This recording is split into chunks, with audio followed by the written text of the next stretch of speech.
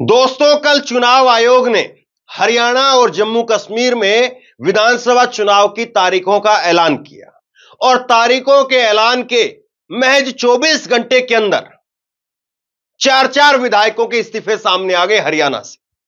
हरियाणा में जिस तरीके से ताबड़तोड़ तरीके से इस्तीफे हो रहे हैं विधायकों के, झड़ी लग गई है। क्या यह बिल्कुल साफ संकेत है कि हरियाणा में इस बार बहुत भयंकर तरीके से उलटफेर होने वाला है और हरियाणा में 10 साल की बीजेपी की सरकार, पहली 5 साल की अपनी बहुमत की सरकार और दूसरी बैसाखियों की सरकार, क्या इस बार वाकई जमीन से पूरी तरह से उखड़ चुकी है? और इसीलिए जो बीजेपी के साथ था या जो बीजेपी में है, वो दोनों अब जनता के बीच में चुनाव के अंदर जाने से डर रहे हैं, घबरा रहे हैं। वैसे भी हरियाणा बहुत अलग किस्म का राज्य है, बहुत अलग किस्म की यहां पर राजनीति होती है।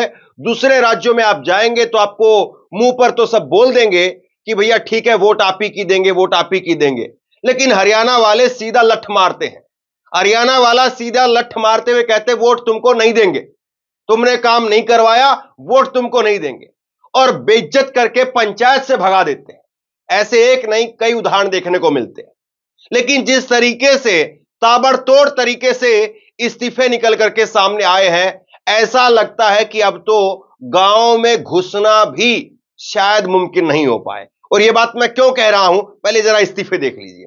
देविंदर सिंह बबली विधायक ने इस्तीफा दे दिया, अनूप धानक विधायक ने इस्तीफा दे दिया, रामकरण विधायक का इस्तीफा, ईश्वर सिंह विधायक का इस्तीफा। ये 4 विधायक हैं जिन्होंने अपने इस्तीफे दे दिए हैं। और देविंदर सिंह बबली वो विधायक हैं जिन्होंने किसान आंदोलन के समय पर क्या कहा था, आपको याद है? आपको याद नहीं है तो मैं याद करा देता हूं। देविंदर सिंह बबली ने किसान आंदोलन के समय पर कहा था हमें लोहे के चड्डी बनियान बनवा लेने चाहिए। याद करिए दोबारा से, देविंदर सिंह बबली का यह बयान ऑन रिकॉर्ड मैं आपको बता रहा हूं।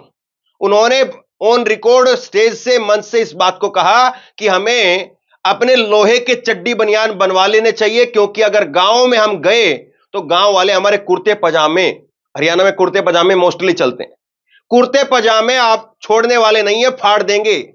इसलिए अगर इज्जत बचानी है तो अपना चड्डी और बनियान लोहे का बनवा लो। यह देविंदर बबली का बयान था। देविंदर बबली लगातार चेताते रहे, बताते रहे, लेकिन कुर्सी है भैया, कुर्सी छूटती नहीं है। जब तक ये कुर्सी टूट ना जाए इस पर से कोई उतरना नहीं चाहता है। और अब जैसे ही चुनाव की तारीखों का ऐलान हुआ तो पता चल गया कि भैया अब तो कुर्सी सिर्फ महज 40 दिन की मेहमान है। तो बोले कुर्सी जी आपको नमस्कार, हम चल पड़े। और ये चारों विधायक चल पड़े हैं। और देखिए सबसे बड़ी बात यह है, ये चारों विधायक बीजेपी के साथ थे, बीजेपी की सरकार की बड़ी बैसाखियां थी। ये दुष्यंत चौटाला की पार्टी के विधायक हैं और दुष्यंत चौटाला की 60% पार्टी खत्म हो गई। इस बार दुष्यंत चौटाला के सामने तो सीधे इस बार चुनौती यह है कि वो अपने आप को कैसे बचाएंगे।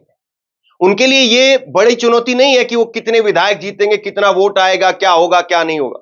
उनके लिए तो चुनौती यह हो गई है अपनी पार्टी को कैसे बचाएं। पिछली बार जब 2019 का विधानसभा चुनाव था तो दुष्यंत चौटाला एक युवा फेस बनकर के आए। लोगों को लगा कि नहीं चलो एक युवा है, नौजवान है, तो जाट वोटों का बंटवारा भी हो गया। और जाट वोटों का बंटवारा होने के बाद 10 सीटें दुष्यंत चौटाला को मिल भी गई।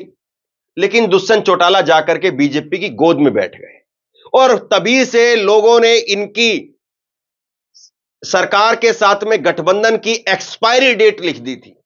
और आज वही चीज जो है वो सामने आ रही है। ये शब्द बोलते हुए मैं थोड़ा सा अटक गया क्योंकि मैं बोलना नहीं चाह रहा था, अच्छा नहीं लगता है, लेकिन हकीकत यही है। और हरियाणा में अगर आप जाकर के पूछेंगे, ग्राउंड पर पूछेंगे, तो जिस चीज को लेकर के मैं अटक रहा हूं, लोग उससे कई गुना ज्यादा करंट के साथ में आपको जवाब देंगे। तो हरियाणा की राजनीति उस तरह की नहीं है, ठीक है जी, ठीक है जी, ठीक है जी, और फिर मुड़ करके कहेंगे नहीं नहीं इसको वोट नहीं देंगे, हम तो उसको वोट देंगे। ऐसा नहीं है। हरियाणा में खुल करके मुंह पर आदमी बोल देता है, वहीं पर मुंह पर करारा तमाचा मार देता है। वो कहता कि वोट तेरे को नहीं देंगे, जा तेरे को जो करना है वो कर लो। खुल करके ऐसा बोलने वाला आदमी आपको हरियाणा में देखने को मिले। और बहुत सारे प्रदेशों में ऐसा वोटर आपको देखने को नहीं मिलता है।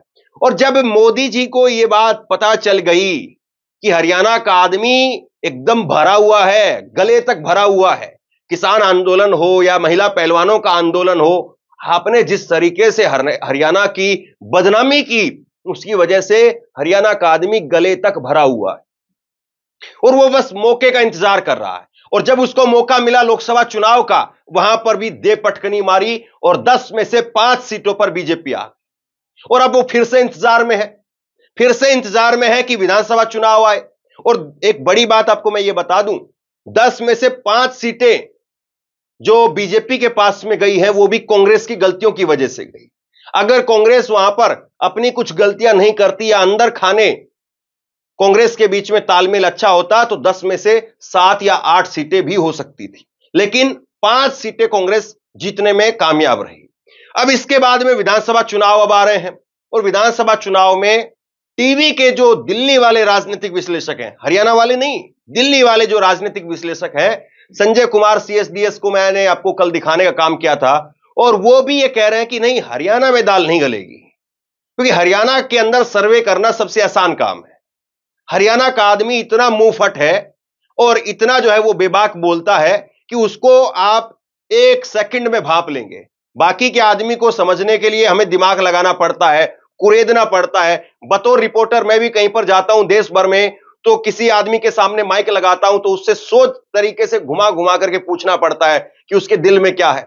लेकिन हरियाणा का आदमी या तो एक ही लाइन बोलेगा कि भाई हम वोट नहीं दे रहे उसको, चाहे जो हो, अब बात खत्म, एक बात बोल करके लाइन हटा देगा। या फिर हरियाणा का आदमी ऐसा जनरेटर है कि उसको आप शुरू कर दीजिए, बस माइक उस पर के सामने रख दीजिए, वो फिर रुकने वाला नहीं। अगर किसी के पक्ष में है, मान लीजिए कि अगर कोई हरियाणा का आदमी बीजेपी के पक्ष में है, तो वो डरेगा भी नहीं किसी से कि मैं बीजेपी के पक्ष में क्यों बोल रहा हूं। वो फिर पूरे गांव वाले जाए उसको कुछ भी बोलते रहे, वो फिर भी बोलता रहेगा। और यही अगर खिलाफ में है, तो खिलाफ में भी चाहे उसके सामने कोई मंत्री खड़ा हो, संतरी खड़ा हो, कोई विधायक खड़ा हो, कोई खड़ा हो, वो फिर उससे भी नहीं डरता है। वो फिर इतनी भी उसकी जो है वो इज्जत रखने की कोशिश नहीं करता है कि चलो ये मीडिया के सामने है, लोगों के सामने है। इसीलिए देवेंद्र बबली ने कहा था, जिन्होंने आज इस्तीफा दिया है, इसीलिए उन्होंने कहा था कि भैया लोहे के चड्डी बनियान बनवा लो। ये उनका बयान है, ऑफिशियल बयान। तो कुल मिलाकर के हरियाणा की राजनीति वो अब एक निर्णायक दौर पर आकर के खड़ी हो गई है। दिल्ली से लेकर के और हरियाणा तक के जितने भी राजनीतिक विश्लेषक हैं, चुनावी विश्लेषक हैं, जो भी सर्वे करने वाले लोग हैं, वो तमाम लोग ये बता रहे हैं, और हरियाणा से जो डायरेक्ट रिपोर्ट मेरे पास आती है वो तो बता ही रही है कि इस बार भैया नहीं होने पाला है। इस बार मतलब बीजेपी के खिलाफ इतनी भयंकर लहर है कि बीजेपी के कितने लोगों की जमानत जब्त होगी या कितने लोगों के साथ क्या होगा वो पता नहीं, क्योंकि इस बार बीजेपी को तीसरा कोई मोर्चा सपोर्ट नहीं कर पा रहा। ये जरूर है कि मायावती जी और इनेलो के बीच में वहां पर गठबंधन हुआ है, लेकिन वो गठबंधन उस स्थिति के अंदर नहीं है कि कोई निर्णायक जो है वो भूमिका अदा कर सके। और ऐसे में हरियाणा में आमने सामने की 2 लड़ाई बीजेपी वर्सेस कांग्रेस की अगर होगी, तो बीजेपी वर्सेस कांग्रेस की लड़ाई में ऐसा लग रहा कि इस बार कांग्रेस कहीं जो है वो ज्यादा आगे साफ तौर पर निकलती हुई दिखाई दे रही है। और हरियाणा के पूर्व मुख्यमंत्री भूपेंद्र सिंह हुड्डा, उन्होंने कल एक प्रेस कॉन्फ्रेंस की। हरियाणा के अध्यक्ष उदय भान चौधरी भी वहां पर थे। उन्होंने एक प्रेस कॉन्फ्रेंस की और उस प्रेस कॉन्फ्रेंस में कहा अक्टूबर 4 बीजेपी हरियाणा से बाहर। ये उन्होंने एक नारा दिया। पिछली बार ये नारा जो है इस तरीके से निकला था, बीजेपी ने 75 पार का नारा दिया था। अमित शाह जी वहां पर पता नहीं किसको पूछ करके हरियाणा चले गए थे, किसने जो है वो अमित शाह जी के कान में क्या कह दिया था पता नहीं। अमित शाह जी ने हरियाणा में जाकर के नारा दे दिया, अब की बार 75 पार का नारा अमित शाह जी ने दे दिया। और स्थिति यह हुई कि बीजेपी 40 पर जाकर के अटक गई। एबीपी न्यूज ने पिछली बार अपने ओपिनियन पोल के अंदर हरियाणा में बीजेपी को 82 सीट दे दी थी 90 में से। बताइए आप क्या कहेंगे? मतलब, और कांग्रेस में पिछली बार यह स्थिति थी कि करीब 30-40 दिन पहले हुड्डा को कमान सौंपी गई थी।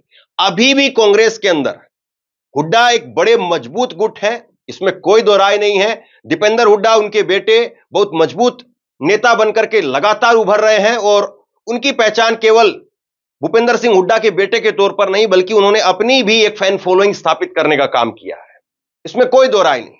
वो चुनाव हारे 2019 का लोकसभा चुनाव, लेकिन 2024 का चुनाव वहीं से उसी क्षेत्र से मजबूती के साथ जीत करके आए, 3 लाख से ज्यादा वोटों के साथ जीत करके आए।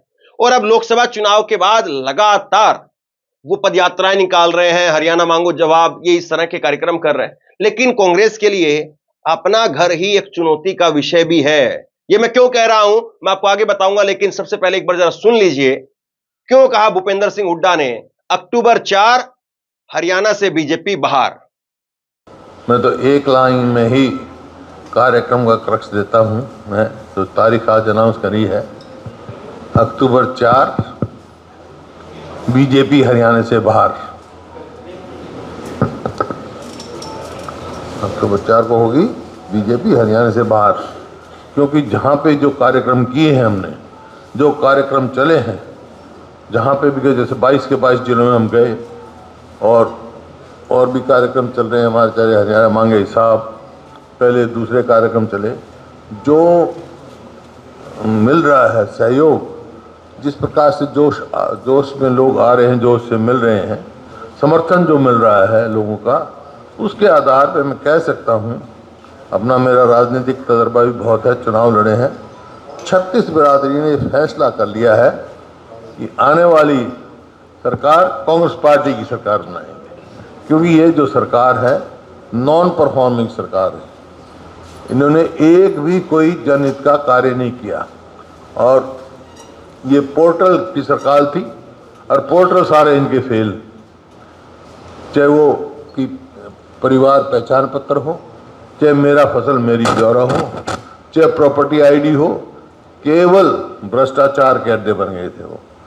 प्रॉपर्टी आईडी में इतना भ्रष्टाचार हुआ है, हर आदमी परेशान था और कोई भी इन्हें 9.5 साल में एक मेट्रो का तो पोल नहीं लगाया।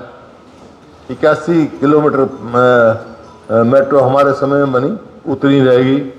एक railway line, 1 inch railway line नहीं बिछाई। 250 किलोमीटर हमारे समय में रेलवे लाइन बनी या मंजूर हुई, 1 यूनिट बिजली की पैदा नहीं करी, एक कोई राष्ट्रीय स्तर का संस्थान नहीं लेके आए। अब सबसे बड़ा सवाल यह है कि क्या वाकई बीजेपी के लिए रास्ते बंद हो चुके हैं? तो हां, इसका जवाब कई तरीके से दिया जा सकता है। इसका जवाब ये भी दिया जा सकता है कि बीजेपी ने बिल्कुल आखिरी मोमेंट पर आकर के 9.5 साल के बाद में मनोहर लाल खट्टर को बदलने का काम किया। लेकिन मनोहर लाल खट्टर के जाने के बाद नायब सिंह सैनी वहां पर नए नेतृत्व के तौर पर आए जरूर, लेकिन कोई करिश्मा नहीं कर पा रहे, कोई काम नहीं कर पा रहे। वो रोजाना घोषणा जरूर करते हैं। चुनाव आयोग की कल जब प्रेस कॉन्फ्रेंस हो रही थी, उससे पहले भी उन्होंने घोषणा की, लगातार घोषणा की, और घोषणा के बाद में उन्होंने यह किया कि जो मनोहर लाल खट्टर की सरकार के ही फैसले थे उनको पलटने का काम किया। लेकिन हरियाणा का अगर आप पिछले 8-9 साल का ट्रैक रिकॉर्ड उठा करके देखेंगे, खबरें उठा करके देखेंगे, तो वहां पर सरपंचों की एक अपने आप में बड़ी नाराजगी रही, सरपंचों की नाराजगी रही। फिर हरियाणा में जिस तरीके से आज विनीश फोगाट गई है, जोर शोर से स्वागत हुआ है, एक निश्चित तौर पर विनीश फोगाट का फैक्टर काम करेगा।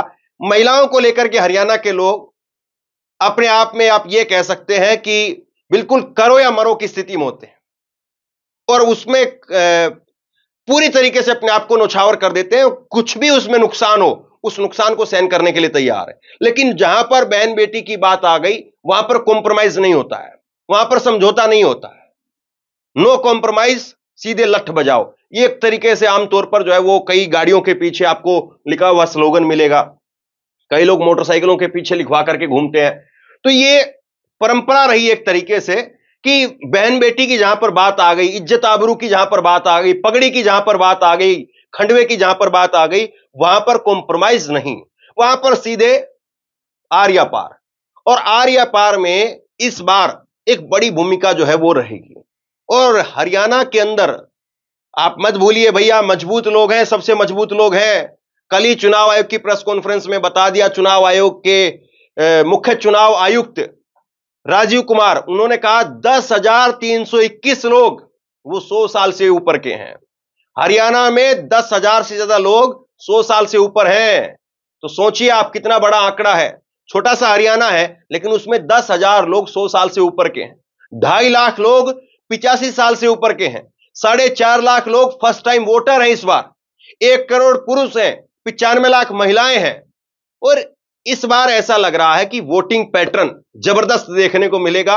जिस तरीके से पंचायत चुनाव होते हैं, पंचायत चुनाव में हम देखते हैं कि भैया सबसे ज्यादा जो है वो तूफान मचता है तो पंचायत चुनाव में मचता है। और पंचायत चुनाव में यह होता है कि एक एक आदमी को पकड़ पकड़ करके वोट डलवाने की बात होती। तो इस बार कुछ इस तरीके का जो पंचायत चुनाव में दिखाई देता है, मुझे लग रहा है कि इस बार हरियाणा के चुनाव में वो वाला रिदम जो है वो देखने को मिलेगा पंचायत चुनाव के तरीके से। और पंचायत चुनाव के तरीके से रिदम देखने को मिलेगा तो यह मानिए फिर आप कि बीजेपी की 20 सीट आएंगी, 15 सीट आएंगी, 25 सीट आएंगी, या फिर उससे भी नीचे चली जाएगी, या कहा नहीं जा सकता। दूसरी तरफ तीसरा फैक्टर अगर आप टटोलेंगे, हरियाणा में अरविंद केजरीवाल भी एंट्री मारने की कोशिश कर रहे हैं, लेकिन केजरीवाल का ऐसा लग रहा है कि इस बार आमने सामने की जब बीजेपी और कांग्रेस के अंदर इतनी मजबूत फाइट हो गई है तो तीसरे आदमी के बीच में स्पेस नहीं है। तीसरे आदमी का स्पेस बीच में तब होता है जब दोनों पार्टियों को लेकर के लोगों के अंदर उत्साह नहीं हो, तब जाकर के तीसरे आदमी के लिए, तीसरी पार्टी के लिए स्थान बन जाता है, गैप बन जाता है कि वो तीसरा आदमी घुस जाए उसमें से। लेकिन दो पहलवान ही ऐसे लड़ रहे हैं कि बिल्कुल मसल देना चाहते हैं, तो फिर उनके बीच में तीसरा आदमी घुसने की गुंजाइश बचती नहीं। तो अरविंद केजरीवाल कोई फैक्टर बनेंगे क्या? अरविंद केजरीवाल की सीटें आएंगी क्या? कहा नहीं जा सकता है। कहीं पर कोई इंडिविजुअली अपने लेवल पर लेकर के आ जाए तो अलग बात है। बाकी चुनाव में अभी 1 महीने के करीब का वक्त और है, देखते हैं हवा क्या बनती है। उसके बाद में क्या जेजेपी इस बार सीट ला पाएगी? जेजेपी चौधरी देवीलाल की पार्टी है, हालांकि वो टूट गया, इनेलो और जेजेपी के बीच में टूट गया, लेकिन अब इन दोनों पार्टियों के लिए अपना अस्तित्व बचाने की लड़ाई है।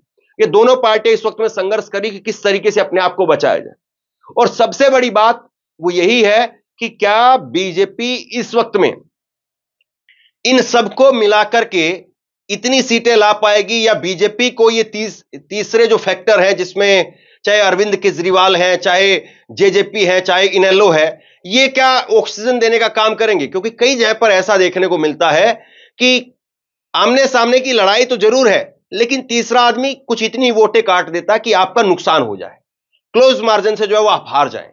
लेकिन ऐसी स्थिति तब होती है जब बिल्कुल फैसला साफ साफ दिखाई नहीं दे रहा हो। अगर फैसला बिल्कुल साफ साफ दिखाई दे रहा हो तो तीसरा फैक्टर कोई बहुत मायने नहीं रखता है। और हरियाणा में जिस तरीके से ये इस्तीफे हुए हैं, इनमें से बहुत सारे लोग अब कांग्रेस की तरफ जाएंगे, 1-2 लोगों को बीजेपी अपनी तरफ लेने की कोशिश जरूर करेगी, ये दिखाने के लिए कि हां हम भी चुनावी मैदान में हैं। लेकिन इन लोगों को अब कांग्रेस की तरफ से या बाकी बीजेपी की तरफ से टिकट मिल पाएगी, ऐसा संभव दिखाई नहीं देता है। बहरहाल ये तो पहली किस्त है, अभी तो देखना है 1.5 महीने के अंदर कितनी किस्त और आनी बाकी है, और कितने नेताओं का और कितने जो है वो समर्थकों का और कितने बड़े विधायकों का इस्तीफा बाकी है। आप क्या सोचते हैं नीचे कमेंट बॉक्स में लिख करके जरूर बताइए। इस वीडियो को शेयर कीजिए, लोगों तक पहुंचाइए, और इसी तरह की तमाम खबरों के लिए ऑनलाइन न्यूज इंडिया को सब्सक्राइब कीजिए। आपका बहुत बहुत धन्यवाद।